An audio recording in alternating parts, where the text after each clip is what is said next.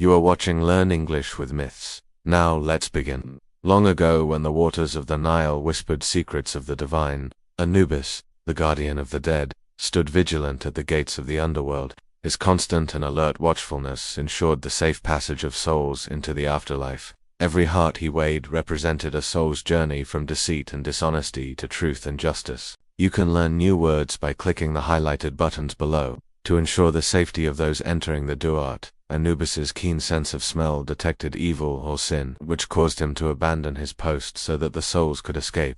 However, his abandonment of duty was only temporary until order was restored. For example, when Set, god of chaos, unleashed poisonous snakes into the underworld, Anubis left his post to save the souls. After freeing them from Set's clutches, Anubis resumed his duties, his unwavering commitment to order and balance.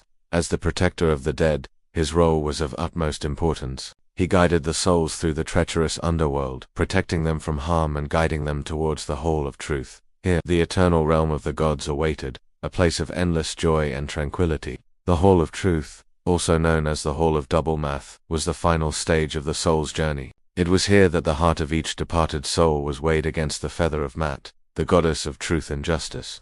If the heart were heavy with deceit, dishonesty, or trickery, it meant that the person had lived a life of sin and their soul would be annihilated, completely destroyed. On the other hand, if the heart were light and pure, then the soul would have lived a virtuous life and was granted eternity. Endless existence in the field of reeds, a paradise within the afterlife. One day, Anubis encountered the heart of a young man named Hopi. Hopi was a scribe who had lived a pure and honest life. When he died, his heart was brought before Anubis to be judged. Anubis placed the heart on one side of the scales and the feather of Mat on the other, but much to his surprise, the scales were unbalanced. Just then, a woman stepped forward claiming to be Hephaestus' wife.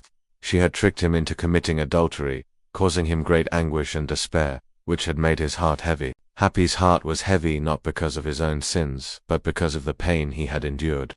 Moved by her confession, Anubis forgave Hopi, granting him eternal happiness. Instead of being led to the field of reeds, Hopi and his wife were sent back to the mortal realm to atone for their sins and live virtuous lives. This myth illustrates the Egyptian belief that the afterlife was not a place of rest, but rather a continuation of life after death. The Egyptians believed that the dead could continue to grow and change, and they took this belief with them even into the afterlife. The field of reeds was a paradise-like setting, where the righteous could enjoy all the pleasures of life without any pain or suffering. It was a place of beauty and peace where the souls of the righteous could spend eternity.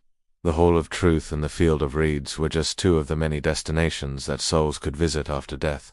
Depending on the choices they had made in life, they could end up in a variety of different places, some pleasant and some unpleasant. But ultimately, the Egyptians believed that death was not the end, but rather a new beginning.